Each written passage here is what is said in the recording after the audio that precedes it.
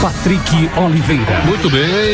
Muito bem. Agora começa o nosso debate aqui na 102,9, né? Nessa sexta-feira, dia 30 de julho de 2021.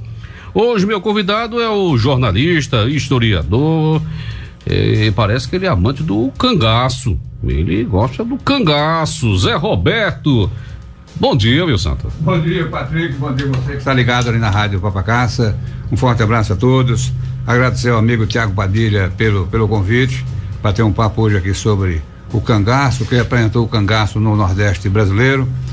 Deixo um abraço cordial para o Luiz Clério, nosso amigo Luiz Clério ligado conosco. Meu filho Alexandre Dimas está ligado conosco em Brasília, ele que é do Banco Central. A minha esposa Roseli Cristina está ligada também na Papacaça e atender alguns clientes lá no loteamento Morada da Coruja. E um abraço especial ao Carlos Alberto Pereira de Oliveira, o homem que é o cangaceiro da cultura de Bococeiro. Olha, um abraço a você, Patrick, um prazer imenso estar com você aqui no programa Show da Manhã. É muito bom tê-lo aqui. Você conhece de cangaço, né, Zé? Você gosta do cangaço? Aliás, antes de começar aqui, deixa eu perguntar o seguinte, aquele modelo do Virgulino Ferreira da Silva, o Lampião, de fazer o que ele fez, hoje não tem mais, né? Ou você acha que tem? Eu acho que hoje, tanto o crime organizado hoje, as quadrilhas organizadas, o Tia está falando uma reportagem interessante justamente sobre esse tema. Falando sobre aquele comando paulista, né? O CCC. O PCC. Né? O PCC. Isso. Né? Aquele do Rio de Janeiro, Comando Vermelho, né? Tem muita coisa da época do cangaço. A rapidez do ataque, chegar na cidade, cercar a cidade rapidamente e tentar tirar alguma coisa e ir embora. Então o jornalista, muito inteligentemente, estava falando sobre exatamente essa metodologia que hoje é utilizada, reprisando os ídolos do passado do cangaço do Nordeste. Mas nessa leva aí, o cangaceiro, quer dizer, o Lampião, não se deu muito bem, até porque ele morreu novo. Mas deixa eu perguntar o seguinte: quem foi Virgulino Ferreira, assim, quem foi o Lampião? E por que Lampião? Porque ele andava com o Lampião clarear à noite, era? Como é que era? É interessante. Antes de entrar diretamente falar sobre o capitão Virgulino Ferreira da Silva, uns acham herói, outros acham bandido. Eu digo que simplesmente o capitão Virgulino foi apenas um nordestino sofrido que viveu a época do seu tempo. Mas o cangaço é um termo interessante, Patrick. Primeiro, o que significa o nome cangaço, né? Tem duas versões para o nome cangaço. A primeira versão, no interior, na seca do sertão, era comum o boi morrer, o urubu comeu o boi pela traseira, ou seja, pela parte mole do boi, ficava apenas o couro cru em cima daquela carcaça. E o nordestino chamava aquilo, como ainda hoje chama aquilo hoje de cangaço. O bandido ficava dentro do cangaço, escondido, aí passava o seu adversário político, a inimizade, e atirava naquele camarada e matava, né? Aí a terminologia, cangaço, cangaceiro, dizem que veio desse termo. E outra terminologia devido à canga de boi. A canga de boi, você sabe, é uma amarração entre dois bois para puxar o carro de boi, né? Aí a amarração. Cangaia. Exatamente. A canga, aí seria a amarração entre o jagunço e o coronel do interior, o coronel do sertão. Então essa amarração, cangaço, dizem que o cangaceiro também, a terminologia veio disso aí.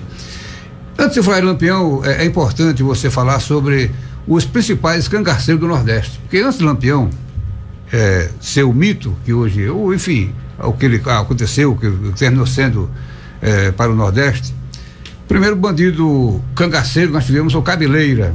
Cabeleira é um cara conhecido como Zé Gomes, 1745, na região de Afogados, lá em Recife, né? Então foi o primeiro grande cangaceiro. O segundo grande cangaceiro foi o Jesuíno Brilhante. Era um rio-grandense do Norte. Em 1877, houve uma grande seca no Nordeste.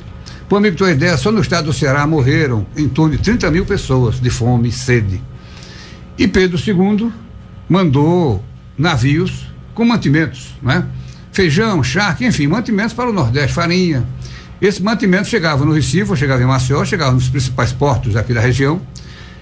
O governador mandava aqueles mantimentos para os coronéis do interior distribuir na sua região. O coronel vendia aquilo ali, bicho, deixava o povo morrendo de fome. Aí o Jesuíno Brilhante, contra esses fatos, né? Ele atacava os comboios de alimentos distribuía com os pobres, como também o dinheiro. Começo do século, tivemos Antônio Silvino, outro cangaceiro famoso. Ele foi preso em 1914, conhecido como o Rifle de Ouro, também com questiúnculas particulares e pessoais, entrou no cangaço e fez teve a sua região no Nordeste e foi preso em 1914 na cidade de Taquaritinga do Norte. Em 1918 havia o famoso os cangaços, as lutas de famílias no sertão pernambucano, e senhor Pereira era um dos que lutavam nessas contendas e formou um bando de cangaceiros, senhor Pereira, e junto com seu primo Luiz Padre. E Lampião Virgulino Ferreira da Silva fazia parte desse grupo, ligado ao senhor Pereira, que era um cangaceiro famoso na época, foi o principal mentor intelectual de Lampião no cangaço. O nome Lampião, dizem os entendidos em cangaço, que tem duas versões. Primeira versão, Lampião, antes de entrar no cangaço, era almucreve, ou seja, ele comprava couro de bode no sertão pernambucano e levava para vender em Delmiro Gouveia, a Coronel Delmiro Gouveia, lá em Delmiro Gouveia. E você conhece Delmiro Gouveia, a parte histórica, as calçadas são altas, ruas estreitas, né? Uhum. E Lampião de Gás, ao lado enfim. E Lampião entrou com vários burros, e alguns burros derrubaram alguns lampiões. Aí tem essa versão. E a segunda versão foi quando ele já estava no bando do senhor Pereira, num tiroteio contra as volantes, né? O senhor Pereira perguntou: como é que foi o garoto no pega dessa noite? Como é que foi o rapaz aí, no pega dessa noite? Aí um cangaceiro velho disse: senhor Pereira, o rifle dele não deixou de fazer clarão. Aí o senhor Pereira retrocou: quer dizer que é igual, o rifle dele é igual um lampião. É igual um lampião e tal. E dizem que isso aí são as duas versões e cabe a cada um analisar essas duas versões. Do capitão Virgulino Ferreira da Silva, o Lampião. Agora, somente fazendo uma pesquisa minuciosa para ter esses detalhes desses outros cangaceiros, porque o Lampião é o mais, o que eu digo, o mais famoso, foi o que mais se destacou. E por que ele se destacou tanto? Aliás, a minha avó contava a história, olha que tem um tempo da moléstia.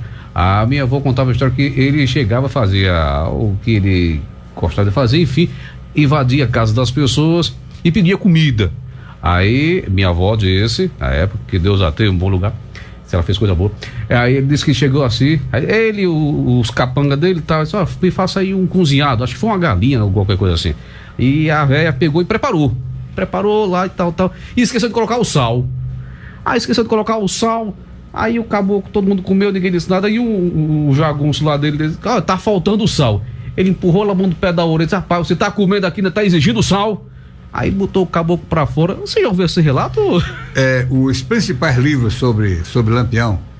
Lampião era vaidoso. Ele tinha um bornal que ele guardava todos os livros, revistas que saíam sobre ele.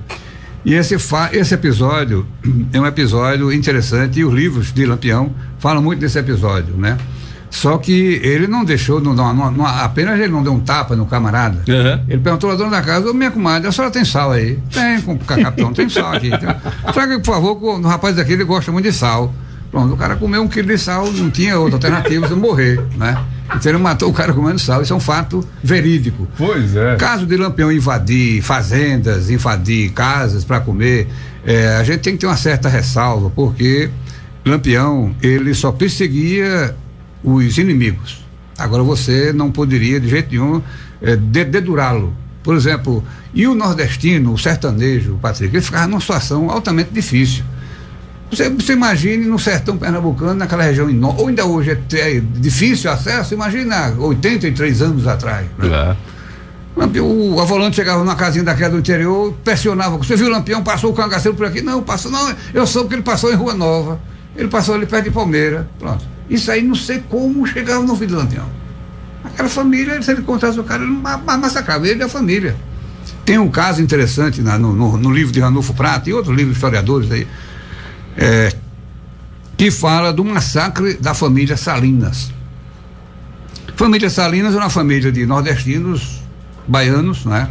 E o principal chefe, Lampião soube que ele dedurou mais ou menos onde Lampião estava. E um belo dia estava ele, a família completa, com 8 filhos, fazendo farinha, numa casa de farinha. Aí Lampião chegou com 60 homens e rodeou a casa de farinha, pegou o cara, pegou os filhos. Ele, pessoalmente, amarrou costa a costa, um filho com o velho, mais velho. Aí sangrava, sangrou o primeiro filho. Tirou as cordas, botou o segundo filho, e assim ele faz um massacre famoso, matou toda a família desse pessoal. Mas a longevidade de Lampião no cangaço, eu tive a oportunidade de conhecer 2 personagens importantes na vida do capitão Virgulino. Primeiro foi em Garanhuns, em 69, junto com o meu amigo João Aires. Jorge Aires era noivo de uma filha do coronel João Bezerra. E na época o coronel João Bezerra, todo mundo sabe, foi quem combateu o Lampião, quem matou o Lampião na Grota do Angico. E tive a oportunidade de conhecer pessoalmente o coronel João Bezerra, já uma certa idade, mais lúcido, e contou muita história interessante. E no início da década de 70, eu conheci em Serra Talhada o Zé Saturnino. Zé Saturnino, devido a uma briga de cerca, uma briga por causa de besteira, foi Zé Saturnino que justamente fez com que, não é que fez, mas forçou uma situação, e Lampião teve que sair de Serra Talhada, foi embora para Alagoas. Lá foi cercado pela polícia do então sargento Zé Lucena e matou, o pai dele morreu. E ele tentou perseguir Zé Saturnino de todas as maneiras. Isso é uma história interessante que está em alguns livros sobre o cangaço, falando como era a personalidade de Virgulino, pra você ter uma ideia. A mãe de Zé Saturnino era madrinha de vela do capitão Virgulino, madrinha de vela. Fugiram para o Rio Grande do Norte, passaram uns anos no Rio Grande do Norte. Um belo dia, os dois, o filho e a mãe, né, voltaram para a Serra Talhada e foram visitar a antiga fazenda. À noite, eles tranquilamente, dentro de casa, Lampião cerca a casa, com 110 homens. Só estava dentro de casa a velhinha e o Zé Saturnino. O cara que o Lampião, que fez através dele, o Lampião entrou no cangaço. Ele começou a rornar, e a velhinha ficou na frente do quarto. Você, meu padrinho, me respeite. Você me respeite, Virgulino. Você está falando com sua madrinha. O rapaz está aqui, o meu filho está aqui debaixo. Agora não faz isso, mas tem que mandar primeiro a mim, passar por mim. Ele fez um pantinho, aí Lampião ficou rornando dentro de casa e disse: olha, diga esse caba safado que está ouvindo, ele vai morrer de qualquer outra maneira, mas ele morrer nunca não foi através do Lampião. Eu prometo a senhora. Aí Lampião chegou no terreiro, disse: meu filho, vem cá. E a velha mandingueira. Ela tirou um colar, um mandinho que ela tinha no peito, e deu a Virgulino, isso é fato ferido. Deu a Virgulino, olha, use essa coleira, esse negocinho aqui. Enquanto eu viver, nada lhe acontecerá. Agora, tenha cuidado quando eu morrer. Ela morreu em janeiro de 38 e Lampião morreu em julho. Eu ouvi essa história, eu li, já li, sim. Uma história dessa natureza. Quer dizer, aí foi, eu inclusive tem até um relato, até pessoas próximas, olha, cuidado quando uma senhora der alguma coisa. Porque, sabe, disse, olha, faça assim, agora cuidado, o cara tem que botar a barba de molho. Ela contou, já depois que eu li a coisa, contou alguma coisa com relação ao Virgulino dessa maneira. Ele, inclusive o próprio Lampião, ele dizem em alguns livros e algumas pessoas que ele provavelmente tenha sido o líder bandista de maior sucesso no século XX. Você acha assim também? O líder bandista. Sim, a nível de bandoleiro, veja bem. É importante que o ouvinte da Rádio Papacasa saiba que na época vivíamos uma época diferente da de hoje, uma época completamente voltada para o grande latifúndio, briga de terras, então tinha um contexto social muito grande na época. E o capitão Virgulino não poderia faltar a esse contexto, entendeu como é, Patrick? Por isso que ele fez muita gente defende que Lampião era um bandido, Lampião era isso, aquilo outro. Eu acho que ele é apenas um nordestino, né? Sofredor enfim, não é mito nem bandido, mas é um nordestino. Agora, eu não sei se você já leu, com certeza deve ter lido e vai explicar também. Eu já li também em alguns livros que a origem da data de nascimento dele existe uma controvérsia. Há quem diga que ele nasceu em 1898, eu acho, alguma coisa assim. Outros dizem que ele nasceu exatamente em 1900, ali no comecinho, fevereiro, qualquer coisa. Eu já li alguma coisa nesse sentido. O que é que tem de verdade? Como é que é esse negócio, hein? Olha, há uns anos atrás, um amigo meu, também figura extraordinária, Zé Marcolino Alves, o homem que criou a Casa de Reboco, né? Grande compositor de Luiz Gonzaga, eu tenho esse documento ainda, eu devo ter esse documento em casa ainda, a certidão de nascimento de Lampião, uma cópia que como o Marcolino sabia que eu gostava muito do cangaço, ele foi no cartório lá em Serra Talhada, não sei onde, e trouxe uma cópia da certidão de nascimento de Lampião. E na certidão dele dá a data como 7 de fevereiro de 1892. A data de 1898. 1898, a data de nascimento de Lampião. Quando ele morreu em Angico, em 38, ele estava com 40 anos aproximadamente. Então, pelo menos eu peguei esse documento, né? Deveria estar guardado em algum canto aí, mas 7 de fevereiro de 1898. Eu brincava muito, porque meu avô também foi, nessa mesma época, meu avô nasceu nesse ano.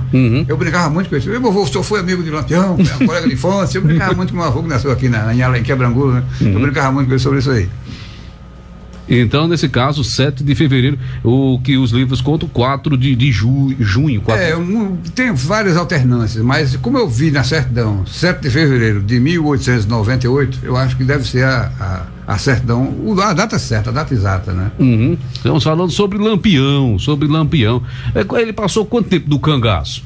Lampião, ele entrou no cangaço em 1918 e morreu em 1938, ou seja, ele passou 20 anos no cangaço.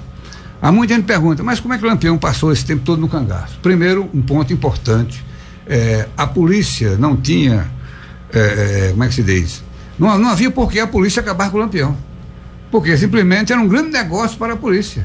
O soldado recebia diária dobrada, gratificação por tempo de serviço, promoções rápidas em combate a Lampião, ou seja, não havia interesse da polícia em acabar com o Lampião. Esse é o primeiro fato. Lampião ficou aqui entre... Então quer dizer que Lampião não é esse bicho de 7 cabeças todo, não? Não, o Lampião era muito inteligente. Lampião é uma figura inteligentíssima. Lampião, muita gente fala, eu não vou nominar aqui, tá certo, alguns detalhes, porque eu acho que muita gente ainda está viva, né? E etc. E você sabe como é que é, meio melindroso. Mas muita gente, antigos, né, me contaram que antigamente Águas Belas era conhecida como Pau dos Ferros. Você sabe a história do Pau dos Ferros, né? Conhece o Pau dos Ferros. Então, e o coronel Zé Lucena era o comandante em chefe das polícias, porque inicialmente cada polícia perseguia Lampião em separado.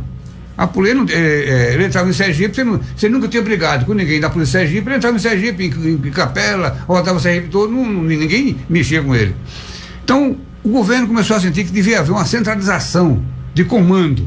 Então passou a ser a cidade sede de Santana de Ipanema, e Alagoas, a sua terra, nossa querida Alagoas, Santana de Ipanema, e o coronel Zé Lucena, responsável por todas as polícias militares.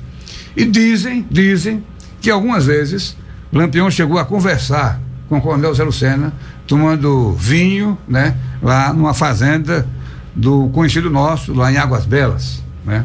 Essa figura já morreu, tudo bem. Mas ele me contou e contou a várias pessoas. Olha, Lampião sentava nessa mesa aqui. Sentava aqui, meu pai sentava ali, eu sentava lá, eu era novo, 20 e poucos anos, né? Lampião sentava aqui, com o Zé Lucena, meu primo, e aqui se arquitetava o que ia ser aquele mês. Lampião vai para onde esse mês? Quando eu estou com vontade de ficar aqui pro lado de Sergipe, então minhas tropas vão tudo para Rio Grande do Norte. Lampião, ele foi Ranulfo Prata, primeiro autor sobre Lampião. Lampião tem um livro dele guardado, de Ranulfo Prata. Alguns jornais falavam sobre Lampião, ele guardava. Agora, quando Lampião quando ele foi capa de uma revista americana, New York Times, e a revista americana estampou, em inglês, Lampião, o Pancho Villa do Nordeste. Aí, rapaz, turma caiu matando em cima de Getúlio. Getúlio achava que o cangaço do Nordeste era negócio para lá. Você sabe que o sulista sempre tratou o Nordeste como um país separado. É o resto do Nordeste. Manda pro Nordeste. Eu não presto, manda pro Nordeste. E Getúlio Vargas, quando viu, caiu em si. Bom, quando Getúlio Vargas caiu em si, em 30 dias, acabaram com o Lampião. Agora, pegando aqui só um pouquinho, inclusive, eu até conversei esses dias com o doutor José Tenório.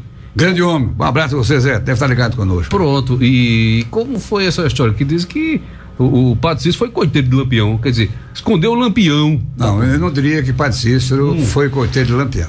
O estado do Ceará, ele tem não só Padre Cícero, como o Padre Biapina, cearense, grande cearense, Antônio Conselheiro, o famoso Antônio Conselheiro de Canudos, cearense, né? Padre Cícero, cearense, Floro Bartolomeu é um deputado federal, que era o grilo falante de Padre Cícero. E você tem que ver também o contexto da época. Padre Cícero, ele fundou Juazeiro, foi o primeiro prefeito de Juazeiro. Padre Cícero teve uma querela por ser uma pessoa humana, por lutar muito pelo social, ele bateu de frente com os grandes, os bispos da região, foi expulso da Igreja Católica, depois nunca ele morreu sem poder celebrar na região dele. Agora o bispo de Pernambuco convidava ele nem aqui podia celebrar, mas no Crato, a região do Crato, na região dele, ele não podia celebrar, né? Então o padre Cícero, um belo dele, ele sempre foi do lado do governo, inteligentemente, né? E houve um fenômeno no Brasil chamado Coluna Prestes. Carlos Prestes, apesar de ser oficial do Exército, ele brigou com Arthur Bernardes, que era o nosso presidente, o presidente ditador, enfim, governou na base do decreto-lei, aquele negócio todo. E o Luiz Carlos Prestes foi o maior movimento de tropas no mundo. Nem a coluna de Mao Tse Tung, na época da Revolução Chinesa, chegou a ser Carlos Prestes. Ele com seus homens saíram do Rio Grande do Sul, vieram subindo e o governo federal combatendo. Guerra de guerrilha, e Carlos Prestes subindo, passou pela Bahia, lá vai, entrou em Pernambuco, foi embora para o Rio Grande do Norte, desceu para o Fortaleza, Ceará, e foi embora, e foi até o Maranhão, desceu pela Bolívia, desceu para o Goiás, danou para a Bolívia, 38 mil quilômetros eles andaram, brigando com vários combates com o exército brasileiro e não conseguiu ser derrotado. Quando o padre Cícero soube que Carlos Prestes iria invadir o Juazeiro, Carlos Prestes estava no Maranhão, aproximadamente no Maranhão. Aí o coitado do Juazeiro caiu, o padre Cícero teve uma ideia. Rapaz, vamos chamar aqui um afilhado meu aí, o capitão Virgulino, vamos conversar com ele aqui, ver se ele deixa esse negócio de cangaço e entra nas nossas forças, né? Força revolucionária, mas não combateu o Carlos Prestes. Lampião estava com 100 e poucos homens. Foi pro Juazeiro, foi um sucesso. Ele foi numa calçada alta, jogava moeda para a criançada, e a criançada se divertia, pegava moeda. Ele ficou dono de Juazeiro, maior tranquilidade, entendeu como é? Não? Aí o padre Cícero, o maior cargo federal que havia em Juazeiro era um agrônomo ligado ao governo federal. Aí o padre Cícero fez lá a patente do capitão Virgulino Ferreira da Silva, nomeando o Virgulino como capitão, armamento novo para todos os homens de Lampião, bala, munição nova, fardamento azul bonito, organizado. Lampião ficou altamente organizado, com bala nova, com fuzil novo, com tudo para combater Carlos Prestes. Se despediu do padre Cícero, aquela brincadeira toda, foi embora. Quando ele chegou em Pernambuco, ele disse: eu não devo nada a Carlos Prestes. Não tem nada com ele. Nós nunca. Eu quero saber de Carlos Prestes. Aí, municiado, se danou, foi se esconder no Raso da Catarina. Raso da Catarina é uma região na Bahia que é uma seca da moleque. E o Raso da Catarina, Lampião se escondeu lá quase um ano. Pegou um ano escondido no Raso da Catarina. Morreu Lampião. Agora o interessante é que o homem que colocou ele no cangaço, o senhor Pereira, passou uma época em Goiás, sim. Por que o senhor Pereira deixou o cangaço? Padre Cícero, senhor Pereira, deixa essa vida. Aí o senhor Pereira, junto com o Luiz Padre, que era o primo dele, deixaram o cangaço e foram morar inicialmente em Goiás, depois foi morar em Minas Gerais. E o senhor mandou uma carta para Virgulino: Virgulino, vem morar conosco aqui a gente boa, papapá. E quando Lampião morreu em Angico, né, no dia 28 de julho de 1938, 83 anos da morte dele, ele já estava estava decidido, né, a ir embora para Minas Gerais. Como foi Zé Sereno, como foi Brilhante, como foi alguns cangaceiros, o próprio senhor Pereira, Luiz Padre, todos foram embora para Minas Gerais e morreram para lá. Outro dia passou uma matéria aí sobre Zé Sereno, morreu com 100 e poucos anos, lá, né, em Minas Gerais. E em média, quantas pessoas o Lampião matou? Tem esses números? Tem essa estatística? Não existe. Não existe. Bem, não, né? Não existe. Agora, que tem um detalhe interessante, eu me esqueço o nome do coronel. Ele foi cangaceiro, eu tenho um livro dele em casa. Foi cangaceiro, o pai brigou com ele, botou ele na polícia em Pernambuco, ele ficou soldado de polícia, voltou para o cangaço.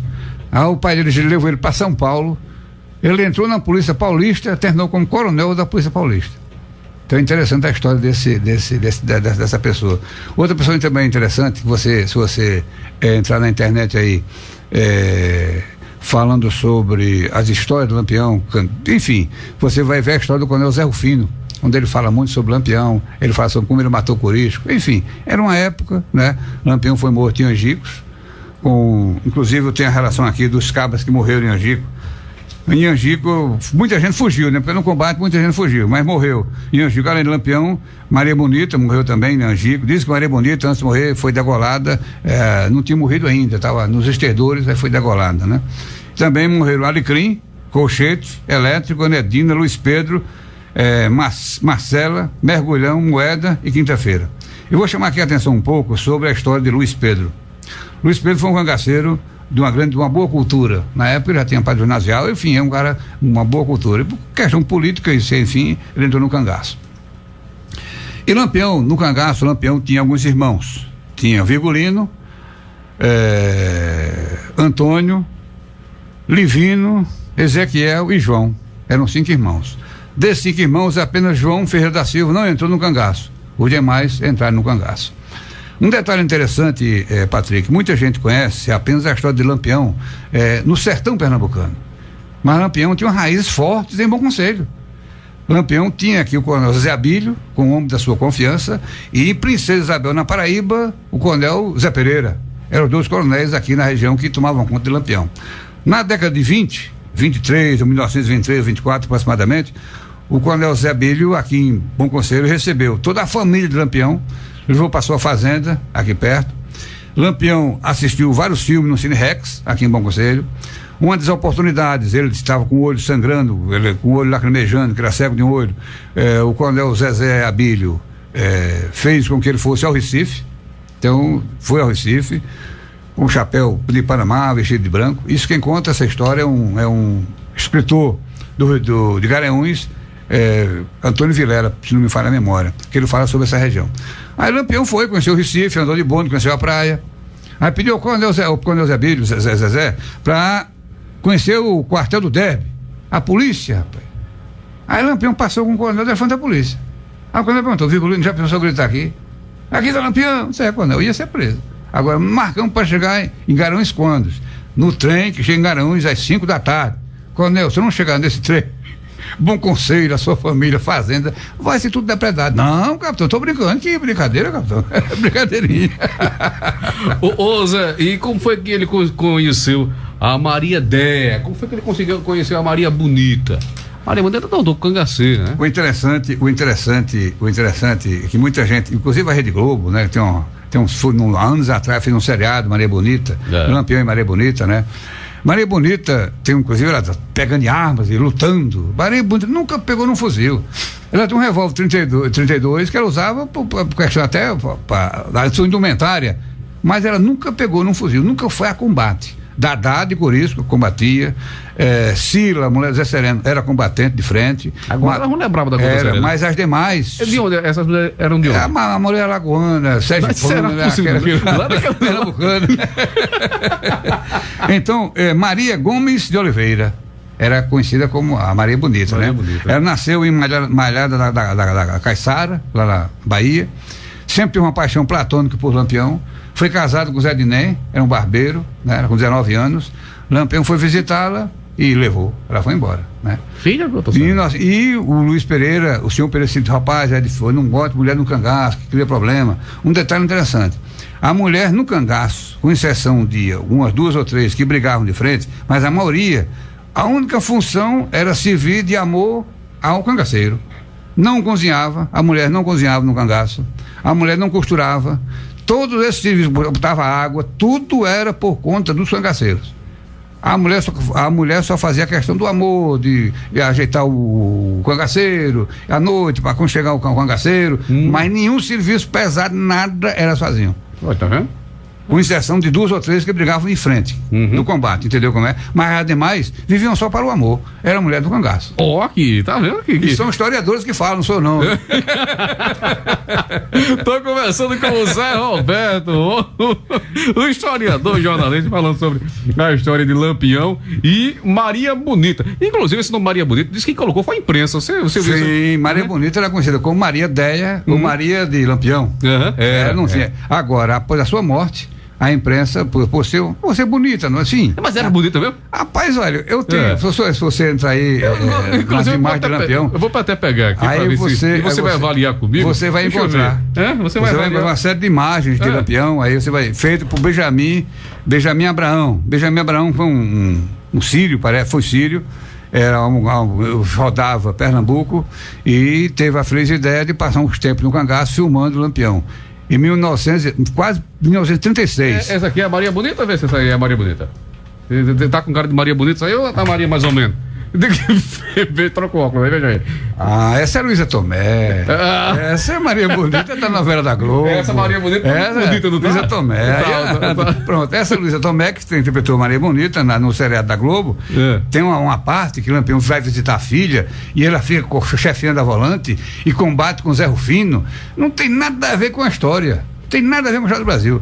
Um detalhe interessante também, que eu vou chamar a atenção do ouvinte, é a figura do João Ferreira da Silva. João Ferreira da Silva foi o único que não entrou no combate. Eu tive a oportunidade na década de 70 conhecer Vera Ferreira da Silva, que ela jogava basquete pela seleção sergipana, e eu tinha uma amiga minha, Gerlane, que jogava basquete pela seleção pernambucana. E nesses jogos universitários, eu tive a oportunidade de conhecê-lo e apertar a mão, né? De Vera Ferreira da Silva, que era a neta do capitão Vigolino Ferreira da Silva, Lampião. Ô Zé, agora a gente pegando aqui a foto, eu tô vendo aqui, vê, essa foto aqui, esse aqui é o Lampião, essa aqui é a Maria Bonita, vê. É isso aí? Lampião e Maria Bonita, exatamente isso aí. Como é que eles conseguiram tirar a foto dos dois? Não é que eu tô falando? Benjamin Abraão foi um sírio, Porque tem várias fotos, inclusive. Não, ele fez um filme. Existe um filme, se você aí, Memória do Cangaço, tá na internet. Bota aí, Memória do Cangaço. Memória do Cangaço, aí você vai encontrar o filme feito por Abraão Benjamin. Abraão Benjamin foi o proprietário e fundador da Aba Filmes. A Aba Filmes ainda hoje existe em Fortaleza. Em 1936, ele conseguiu encontrar com o Lampião. E todas essas fotos aqui, essa primeira fotinha aqui, é quando é o Zé Rufino. Essa foto aqui. Essa aqui, deixa eu pegar aqui. Isso, essa aqui. Essa primeira foto aqui é do Coronel Zé Rufino. Ele contando a história, como combateu. Essa foto embaixo aqui, a segunda. Essa aqui. Ah, certo. Coronel Zé Rufino, ele conversando. Se você entrar na memória. Isso, Zé Rufino é esse aqui. O último da direita aqui. Todos esses aí foram da polícia. Zé Rufino o Lampião convidou Zé Rufino na sua infância várias vezes para entrar no cangaço. E Zé Rufino não quis, foi embora para a Bahia, foi para a polícia baiana e ficou combatendo Lampião, e foi o homem que derrotou o Corisco, né? Comprou uma fazenda em Jeremoabo e morreu lá em Jeremoabo. Se você entrar aí em Memória do Cangaço, sim, então voltando a Abraão Benjamin. Então ele passou um mês ou 2 meses no cangaço e Lampião permitiu. Ele filmou todo dia a dia do cangaço, filmou Lampião sendo perfumado de Maria Bonita, enfim, todas essas imagens e fotografias, algumas foram tiradas, a parte de filmagem foi de Benjamin Abraão. Agora, várias fotos tiradas por Lampião, ele era muito vaidoso, chegava numa cidade, tinha um fotógrafo, já batia uma foto. Era mesmo? Era verdade, ele era muito vaidoso nesse aspecto, entendeu como é? E o Benjamin Abraão fez o filme sobre o Lampião. Esse filme era muito grande, deixaram o carretel do filme jogado fora. Resultado, recuperaram uns anos atrás algumas imagens, mas foi recuperado ainda, dá para ver bem que é Lampião. E por falar em Lampião, meu amigo Patrick, eu trouxe um CD. Esse CD foi gravado Volta Seca. Quem é Volta Seca? Volta Seca entrou no cangaço com 12 para 13 anos, lavando, a função dele era lavar os cavalos e o jumento dos cangaceiros. O jumento ninguém lava só os cavalos, né? E com 18 para 19 anos, ele foi preso. Passou 25 anos preso na penitenciária em Salvador, e em 1953 para 54 ele saiu, cumpriu a sua prisão e saiu. Aí Humberto Teixeira, grande compositor do Luiz Gonzaga, era advogado, trabalhava no Rio de Janeiro, grande comunicador na época, e fez um LP com Volta Seca, cantando as músicas originais de Lampião. Então isso é um negócio inédito, um material que eu estou deixando aqui na casa, e pelo menos uma música, aí uma introdução, Patrícia, só para a gente ter uma ideia, né? Pronto, eu vou tentando pegar. Primeira música aí, de vou pegar Volta aqui. Seca, falando sobre cantar a música de Lampião, né? Pronto, Lampião era exímio tocador de 8 baixos, pouca gente sabe disso. Exímio tocador de 8 baixos. Santos. Mas todos já ouviram falar com certeza no famoso Volta Seca, o mais jovem dos cangaceiros do bando de Lampião. Pois bem, nessa gravação estão fixadas, na voz de Volta Seca e na maior pureza de suas origens, as cantigas do grupo de bandoleiros que durante tantos anos assolou o sertão nordestino. Comecemos pela madrugada vermelha raiando no acampamento. Acorda Maria bonita, levanta, vai fazer o café. E o dia já vem raiando e a polícia já está em pé. Acorda Maria bonita, levanta, vai fazer o café. E o dia já vem raiando e a polícia já está em pé. Acorda Maria bonita, levanta, vai fazer o café. E o dia já vem raiando e a polícia já está em pé.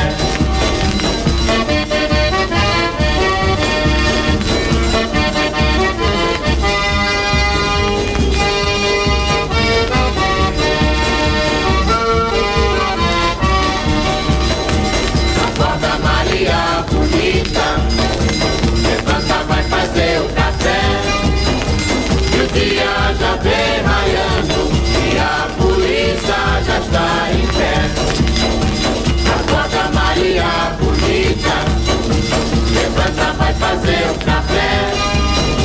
E o dia já vem raiando e a polícia já está em pé.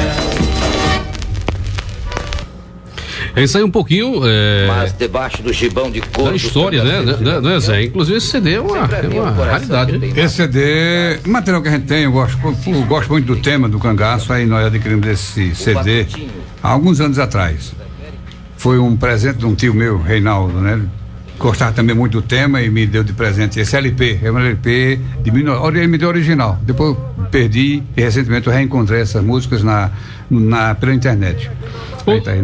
Zé, o que foi que o levou a ter essa admiração pelo Lampião, pelo cangaceiro não, pelo Lampião? Quando eu tinha 8 anos de idade, eu fui. Nasci em Rainha Isabel, aqui pertinho, numa fazenda chamada Garrincha, que divide com Palmeiras, divide com Quebrangulo. E filho mais velho, mamãe não tinha o que fazer, aprendi a ler com 5 anos de idade. Aí com 7 anos, quando eu fiz 7 anos, meu pai me deu um presente. Um presente. Meu filho, você está sabendo ler? Trouxe um presente para você. Quando eu fiz 8 anos de idade, para ser mais exato, em 1958, 19 de novembro de 58. Aí ele me deu um livro, de Ranulfo Prata, O Lampião. É aqui mesmo. Aí ele me deu 2 livros, jamais esquecerei. O livro de Lampião, de Ranulfo Prata, e um livro da história do Zorro, Dom Diego de la Vega, o Zorro. Ele me deu 2 livros. Aí eu comecei a admirar, e o Pimpim, papai que gostava muito do cangaço, é um tema nordestino, né? Depois das músicas de Lampião, enfim. Aí eu comecei a me interessar e comecei a ler. E em cima da história, porque foi o primeiro livro que eu li. Pronto. O primeiro livro que eu li foi O Lampião, de Ranulfo Prata. Muito bem, aí começou a admiração. A gostar do tema, não gostar do tema, né? Muito bem, mas qual a sua leitura com relação à atuação do Lampião, do modo geral? Pegando o que o pessoal conta, o que você já leu, o que você já estudou, como é que você analisa a história do Lampião? A atuação dele no Eu vejo o Lampião, Patrick, como um contexto social de uma época. Porque ele tem muito, o Lampião tem muitos admiradores. Se você descer ali para Palmeiras do Rio, você conhece ali. Não, é verdade. Você chega em Serra Talhada, você vê o Museu do Lampião, a história dele. Você vai em Piranhas, em Alagoas, também tem muita história do cangaço, porque lá partiu a volante, quando é o Zé Bezerra, na época, o tenente João Bezerra, para invadir Angico, que fica na margem de Sergipe, né? Tem um museu em Penedo, que tem um bocado de... Penedo também, exatamente. As cabeças do Lampião, quando foram cortadas, dela, Maria Bonita e os demais cangaceiros, foram para Maceió, passou um tempo em Maceió, expostas, né? Na catedral, na subida da catedral, ali ao lado da Assembleia, e depois foi para o Museu Nina Rodrigues, em Salvador. E lá ficou até 1968. Eu tive a oportunidade de conhecer o Museu Nina Rodrigues um pouco antes. Eu trabalhava na Rádio Sampaio, e aí uma vez foi fazer um jogo asa, houve um jogo lá em Salvador, ou foi na inauguração na Fonte Nova. Eu sei que eu tenho 15 para 16 anos, eu fui conhecer o Museu Nina Rodrigues e conheci as cabeças do Lampião expostas. A família pressionou e o governo enterrou. Em 1968, enterrou todas as cabeças de Lampião. Eu vejo ele, Patrick, num contexto social, nem um mito, nem um bandido. Eu acho que ele foi de uma época, e apenas um nordestino, né? Que sofreu as agruras da sua região, altamente inteligente. Eu acho que o Lampião tivesse um pouco mais de estudo, seria um grande general, um grande batalhador. muito inteligente. Ele pegou essa época todinha devido ao seu quantidade de coiteiros que ele tinha. Pra você ter uma ideia, Eronildo de Carvalho, veja bem, esse nome, Eronildo de Carvalho, foi interventor no estado de Sergipe. Ele interventor do estado de Sergipe. É o governador de hoje. O pai dele morava nas margens do São Francisco, lá em Sergipe, e o pai dele, do coronel, desse interventor, foi o maior coiteiro de Lampião. Então todas as armas novas, bonitas, balas novas, o próprio Zé Rufino, na entrevista que ele fala aí, das memórias do cangaço, ele diz: eu estranhava as batalhas que eu tive com o cangaço, a gente ia pegar as cápsulas deflagradas, era tudo matéria, tudo bala nova. E nós brigando com um fuzil velho de 20 anos atrás, Lampião com um armamento novo, com bala nova. Quer dizer, quem induz isso aí? Os próprios senhor de terra da região, que queriam o Lampião um aliado. Não queria o Lampião chegar numa fazenda, tocar fogo na fazenda, depredar o gado, como ele fazia com os inimigos dele, entendeu? Né? Então ele faz parte de um contexto e fez alguns crimes, é verdade, né? Alugou a sua arma a alguns coronéis, é verdade, mas ele fazia parte de uma época, né? Eu acho que ele era apenas um nordestino sofrido como tantos outros. Você acha que a história do Lampião contribuiu para que o nordestino tivesse essa imagem de cabra danado lá? Os sulistas acham os nordestinos meio danados, os nordestinos meio assim, chegado no... Já vi essa coisa. Você que rodou o Brasil. Imagina o Brasil ser dividido, o Nordeste ficar independente. Dividido a partir de Salvador, Nordeste em outro país. Não é, não. Glorioso, normal, rico, feliz, sem ver ninguém no interior. Então veja bem, rapaz, o Nordeste sempre foi sofrido, né? Mas o Nordeste a gente tem que primeiro analisar algumas coisas. Você falou do Nordeste, um negócio interessante. Primeiro, a etnia nacional é a nordestina. É o único no Brasil todinho que tem a mistura do índio, do negro e do branco. Aqui não tem italiano no meio para encher o nosso saco, não tem alemão, não tem japonês, não tem nada, né? Nós somos nordestinos autênticos e o sulista não admite. A cultura nordestina é a maior cultura do Brasil. Você vê Salvador, não precisa nem para o resto do Nordeste, só pegar Salvador e jogar na mídia. Aí você vê a cultura nordestina. Luiz Gonzaga, chega tanta gente boa que é para nominar aqui, faria um programa todo dia só falar isso aí. Então o Nordeste sempre foi assim, olhado de soslaio, como diz pela turma do Sul. Mas nós temos a nossa cultura, principalmente, eu brinco muito, digo, rapaz, a Bahia e Sergipe é mais ligado ao sul do que nós. Agora do São Francisco pra cima. Mas vem cá, deixa eu pegar aqui o seguinte. O tempo aqui é curto, mas deixa eu perguntar o seguinte: a Maria Bonita, ela era baiana, mas a fama de mulher braba é a Paraíba. Mulher paraibana, mulher brava, sim senhor. Olha, isso aí é um negócio interessante. Quando o Luiz Gonzaga fez essa música, Paraíba Mulher Macho, ele fez uma música para a campanha ao governo da Paraíba de Zé Américo. Não tinha nada a ver com... Depois pegaram essa música e jogaram na mídia, não é? Como se o Gonzaga estivesse chamando as mulheres de mulher macho, entendeu como é? Macho no bom sentido, quer dizer, mulher batalhadora. Isso. Que briga, guerreira. Aí tem tantos exemplos na Bahia, tem Elba Ramalho, recentemente tem uma menina também muito espetacular. Lúcia Alves. Enfim, tem várias paraibanas. Essa ganhou agora o Big Brother Brasil recentemente. Bonita. Paraibana. Entendeu? Então, tem que haver referência do Sul ao nosso Nordeste, entendeu? Mas a mulher brava mesmo é da Bahia. Porque a paraibana, tem essa fama, A mulher brava é a paraibana, mas a Maria Bonita, que era a mulher do Lampião, era baiana. Mas não era braba. Era mansa. Era mulher dócil. Eu tenho a impressão que ela interferiu muito na vida do Lampião. Se não foi ele ser mais calmo, né? Ele ser mais calmo. Mas não conseguiu, não foi? Não conseguiu. Infelizmente. Tiveram vários filhos, tiveram dois. Olha, Maria Bonita teve certo mesmo, teve Expedita. Expedita, que é a mãe de Vera Ferreira da Silva. Expedita foi a única filha assim de Lampião, que foi criada por uns padres, né? E cresceu, e a única filha que a gente conhece é a filha de Lampião, é Expedita Ferreira da Silva. Agora um detalhe interessante é João Ferreira da Silva, nunca entrou no cangaço, irmão dele. Uma vez, eu me lembro demais desse fato, eu estava inclusive em Salvador nessa época. Tinha um programa em Salvador que vinha um comunicador do Rio, fazia um programa em Salvador chamado J. Silvestre. Esse cara é famosíssimo. Saudoso, né? J. Silvestre. Então, ele trabalhou na TV Tupi, Manchete. Isso, tinha um programa no Limite. Exatamente. Era uma figura. E ele tinha um programa em Salvador. E um programa que antigamente não tinha VT, não tinha negócio todo, era tudo ao vivo mesmo, né? Ele, uma semana antes, ele anunciou, olha, na próxima semana vocês fiquem tranquilos que eu vou trazer aqui para o programa João Ferreira da Silva, o único irmão vivo de Lampião, vem aqui no nosso programa e tal, para é uma audiência. Aí no dia certo, o João foi lá sentado no cantinho lá, por trás da rádio ali, nos estúdios, né? Aí o cara disse, não entra não. Aí botou, rapaz, só entra por tanto, ó. Botou o queixão, só entrava, sei lá, 50 mil, 20 mil, um cachê altíssimo. Rapaz, os outros se vestem quase de desmancha. Foi pra frente e disse, meus amigos, estamos com um impasse, né? O João Ferreira da Silva disse, só sem se apresentar agora, sem pagar um cachê, e o cachê é meio alto, eu quero os empresários da Bahia, a nação empresária, aí sempre tem um cara doido, não, eu banco, não, eu quero entrar nessa coisa, pronto, olha, as casas, não sei da coisa, vai. Aí ele entrou e quis desdenhar do cara, ó. Mas rapaz, você marcou comigo, coisa e tal, rapaz.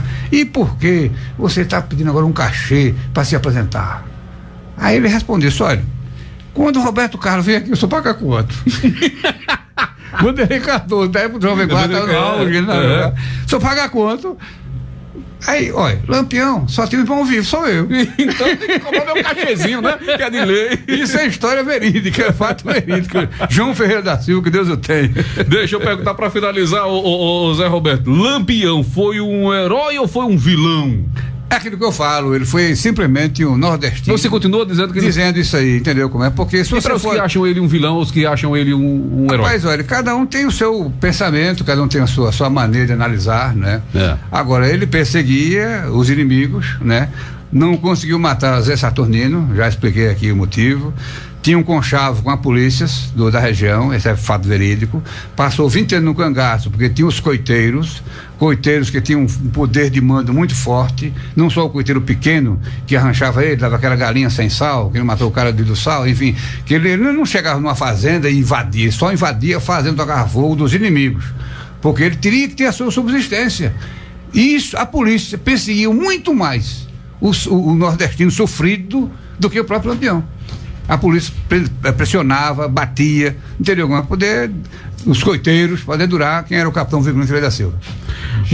Muito bem. E deixa eu ver, tem algumas participações aqui. O Zé Roberto, admiro muito seus conhecimentos pela história de Lampião. Sou a professora Maria de Fátima. Quero me parabenizar e acrescentar para o seu acervo que o meu sogro possui um punhal dado de presente pelo próprio Lampião. Tá doido isso, olha. Ô, rapaz, tem que trazer aqui na rádio para fotografar. Isso é uma raridade. Por falar em punhal, dizem que Lampião morreu com um tiro, né? Outros falam que morreu com 3 tiros. Você era na memória do cangaço, aí você vai ver o punhal do Lampião, que está no museu em Alagoas. A cabeça do punhal tem onde bateu a bala bateu no punhal do Lampião e entrou enfim. Mas primeiro resvalou, foi um tipo de resvalo. No Museu de Alagoas tem a fotografia, tem o próprio punhal de Lampião, né? Mas parabéns aí a nossa ouvinte, Maria de Fátima, e traga pra cá o punhal pra gente fotografar e pra ter que colocar na mídia, nos blogs, né? Eu acho importante. O André deve ter blog também, colocar. André, com certeza, exatamente isso aí. Do punhal de Lampião. O Vanilson Gomes está aqui parabenizando, parabéns pelo programa, falando sobre o Lampião, falando do cangaço. Já tive em Piranhas, em Alagoas, tá vendo? O Pernambucano já teve lá na região de Piranhas, lá de Alagoas. Então, Zé Roberto, muito obrigado pela tua participação e espero conversar contigo em outras oportunidades aqui dentro do programa Show da Manhã. Eu queria aproveitar, Patrick, não só agradecer a você e aos ouvintes da Rádio Fracassa. Aqui a bala, o homem tá aqui com a bala, onde a bala bateu aí, ó. Olha. Foi isso aí? O punhal do Lampião. Sim, exatamente, perfeitamente, tá vendo aí? Agora exatamente isso aí. Mas eu queria aproveitar para agradecer a todos vocês e de lembrar que no próximo dia 3 de agosto é o aniversário de Bom Conselho, da nossa emancipação política. Nós pertencíamos à cidade de Correntes e em 3 de agosto de 1892 conseguimos a independência.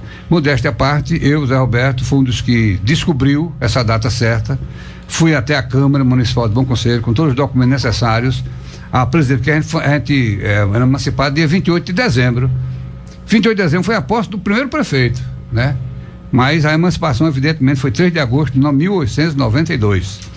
Aí eu levei para a Câmara esse material, a presidente da Câmara na época sancionou uma lei mudando a lei certa. O Aldário Ferreira, o prefeito, sancionou, aí começou a 3 de agosto. Na programação eu achei extraordinário só ver a falta das bandas marciais, que eu acho que a independência, você pega, independência tem muito reflexo, uma banda marcial, convidar o batalhão de Garanhuns para desfilar, eu acho que devia ter mais festividades voltadas para o civismo, voltada para a marcha, voltada para a banda marcial, voltada para o quartel de Garanhuns poder desfilar aqui, né?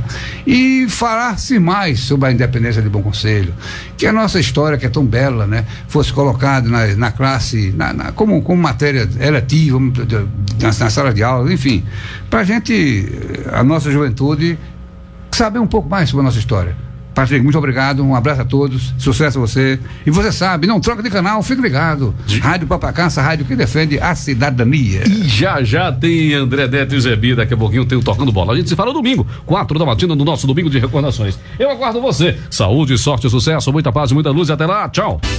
Cultura, informações, notícias, entretenimento e muita diversão. Só aqui na Rádio Papacaça, a rádio de Bom Conselho.